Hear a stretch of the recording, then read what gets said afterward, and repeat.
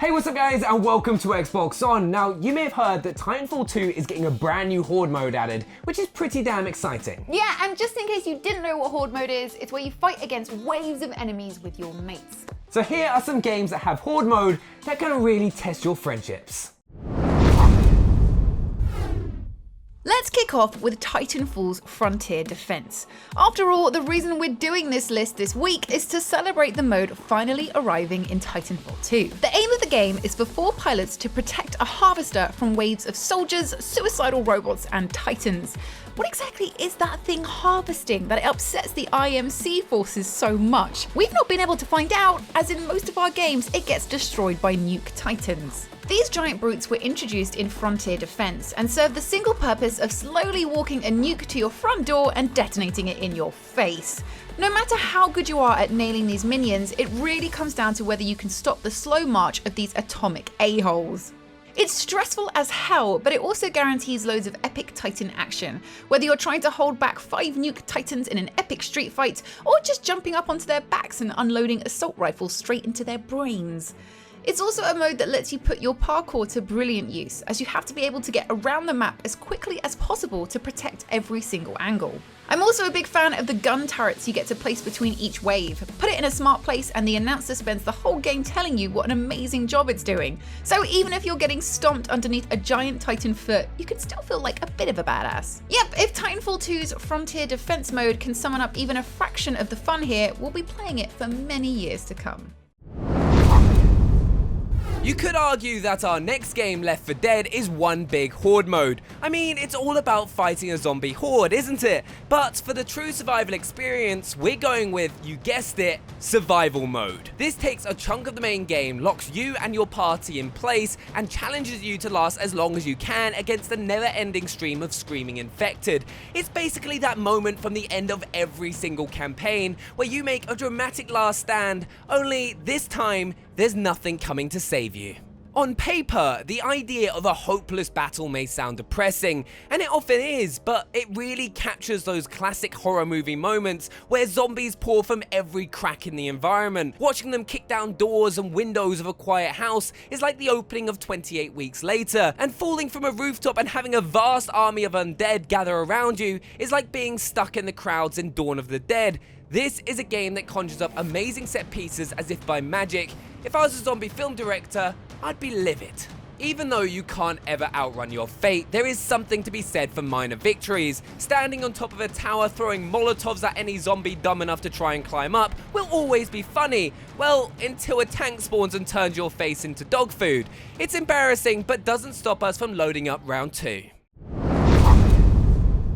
The next pick kind of feels like the original Horde mode. Okay, so Ryse Son of Rome was made after many of the games in this list, but you could say that the gladiatorial arena was where many of these games got their best ideas from.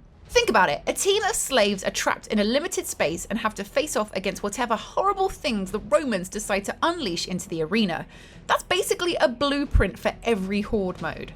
So it's no surprise that it makes for an excellent co-op mode. Ryse pushes 2 gladiators into the arena and batters them with themed rounds. Sometimes you're doing the classic Ryse thing, you know, mashing the attack button until a skull appears and you can perform a horrible execution.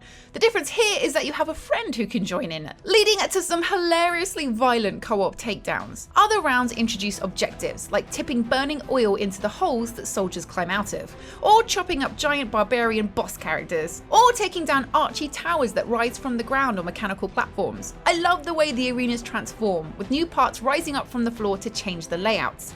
At times it feels like you're having a fight in the opening credits from Game of Thrones, which can only be a good thing. If you fancy a more historical take on Horde mode, maybe you should think about stepping into the arena. This next one is something that we only discovered recently, but is already eating up loads of our time.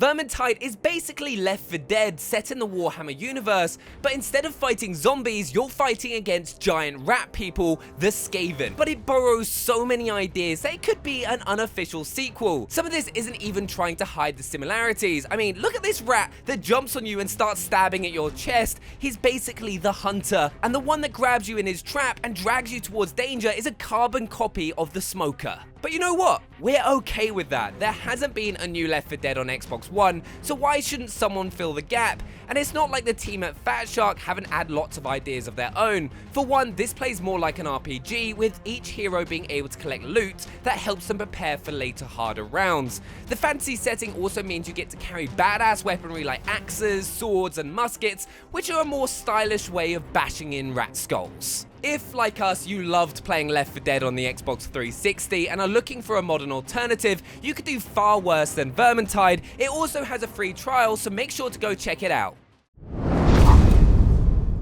If there's one thing this list isn't short on, it's zombies. What makes Plants vs Zombies Garden Warfare 2 such a treat is the option to turn the tables and also play as the undead. Okay, so these aren't the neck-ripping horrors you'll find elsewhere in this video, but they can hold their own. In the Graveyard Ops mode, they have to protect their turf from waves of vicious plants. As someone who never liked to eat their greens as a child, I think it's about time we recognise the more villainous side of fruits and vegetables. In this mode, you'll have to chew through more than 5 a day in order to survive. Try 5 a minute. Even worse, in some rounds a giant fruit machine arrives and one unlucky spin can summon huge boss characters into the fray. Of course, all this goes for the plants too, who have their own horde mode called Garden Ops. This time you're protecting a tasty plant from zombie mouths, which is actually quite easy when you're playing as a corn cob with machine guns for hands. Plants vs Zombies may look super cutesy, but it has a proper class system ripped straight from Battlefield, with support characters and medics helping to boost assault classes. You can also plant defenses around the perimeter of your bases to protect it from sneak attacks, which is a fun nod to the game's strategy roots. It's also the only game on this list that won't scar younger gamers for life. This is the perfect place for kids to cut their horde teeth before moving on to the hard stuff.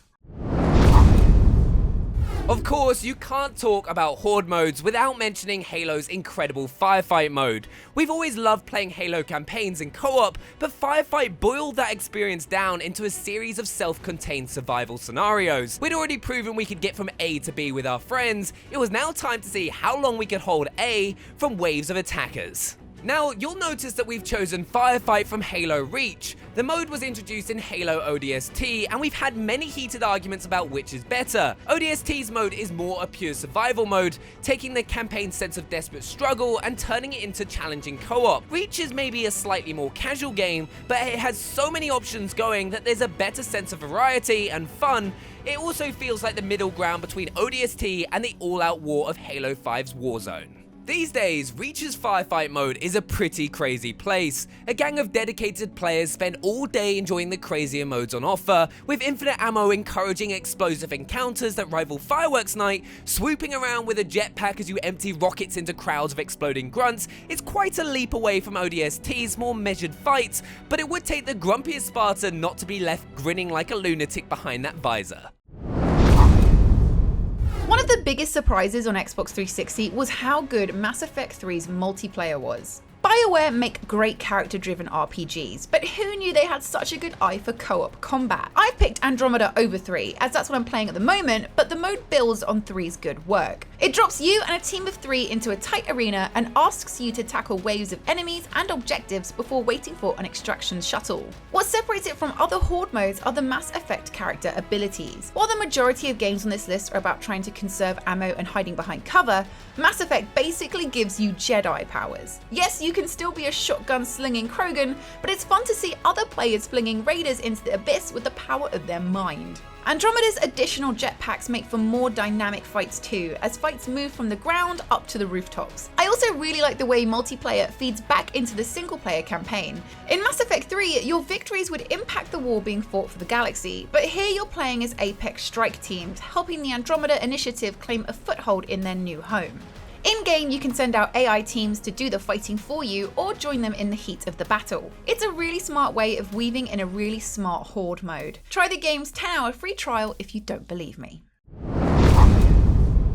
Call of Duty Zombie mode is another stone cold killer, as you and up to 3 friends are under siege from the shambling forces of the undead. Kills earn points and points are spent on new weapons, reinforcing defenses, or opening up new parts of the map where even more powerful guns can be found, including the mystery box. We fell in love with the mode way back in World at War and are still playing to this very day. Picking the best zombies mode can be tricky, but we've gone for Black Ops 3. The mode was created by Treyarch and they always added the most fun ideas to it and were the original creators. They added its own XP system that lets you customize the weapons that you buy in game and introduces prestiging to zombies, so you've always got something to do. You've also got new gobblegum modifiers that introduce incredibly useful, powerful setups, but only if the right suite comes out of the machine when you put your money in. And in the first map, Shadows Evil, you can play as Jeff Goldblum, which is always a big plus in our books. The mode also has the best DLC in the series, with the recent Zombie Chronicles updating 8 classic maps to fit the modern standard. So no matter which version of zombies you've been obsessed with, you know that Black Ops 3 is going to keep you happy. Fighting in the original Nakdadon Totem, which I will never be able to say correctly from World at War, is like a walk down memory lane, just that memory lane is now filled with undead Nazis, so you know what to do. Get taking them down. My next pick is a little more urgent than most Horde modes. While other games are about surviving for long stretches of time, Resident Evil's Mercenaries mode is about doing as much damage before the extraction chopper arrives. Yes, you can earn more time by doing roundhouse kicks to giant egg timers. This isn't a game going for realism, but it's more about trying to coordinate with a buddy to keep your combo going and those monster heads exploding. The two of you start in different parts of the map and have your battles to fight, but as the waves grow more intense, you find yourself moving closer together where you can watch each other's backs. The best rounds set you back to back, both firing into a massive zombie part, hoping to hit weak spots before they get too close and devour you. It's thrilling stuff. It also has some of the best unlockables around. Who wouldn't want to play as Chris Redfield in a zebra pimp suit, or see Shiva dressed as Little Red Riding Hood? If you buy the remastered version of the game on Xbox One, you can wade into the Mercenaries United mode with all this good stuff unlocked. Is it fair to start with a minigun with infinite bullets? Maybe not. But does it make for the best 3 minutes of video game carnage? Hell yes. As we come to the end of our list, there is only one game that can possibly be at number 1, a Horde so good that it created the term Horde mode. Yes, it's Gears of War's Horde. The idea has been copied by tens of games, many of them in this list, where you take 4 players and fight through waves with increasingly tougher enemies. It's the very essence of Gears of War, boiled down to its purest form. All of the Horde modes are great. We played more Horde 3.0 than is healthy for you, but we're picking Horde 4.0 as it just adds the smartest twist to the formula. By adding character classes, it brings more strategy to play, with scouts zipping out into the field to grab the energy needed to build new defenses and weapons, and engineers keeping those turrets in working order. The ability to place your base anywhere on the map lets you control the flow of battle, and the range of enemy types always keeps you on your toes. It's so much fun. And it keeps getting better. With the recent Rise of the Horde mode DLC, the team added new character skills that give the classes new strategic options, and also lets us level every skill up to level 6, giving us new treats to grind towards. They also added a new difficulty called Inconceivable, where you're even weaker and the enemies are even stronger. And if you're a true maniac, you can attempt the game in Iron Man mode, where one failed round ends the entire Horde run. Is it technically possible to beat Horde in an inconceivable Iron Man run? If anyone has seen it done, please make sure you let us know in the comments, because I'm pretty certain that it's impossible. But to be honest, whichever version of Horde you pick, you're in for a great time. It's just endless Gears combat on tap, filling your TVs with exploding heads and glorious executions. There's so much content to it, and it could be a standalone game, but here it is, one of the greatest bonus modes in video game history. So there we have it, some Horde modes that are really gonna test your friendships. Make sure to let us know what your favorite is in the comments below. Also, if you are new to the channel, hit that subscribe button so you don't miss out on any future videos. And make sure to hit that like button if you enjoyed this video, and check out last week's list feature whilst you're at it. We'll see you next time. Bye. Bye.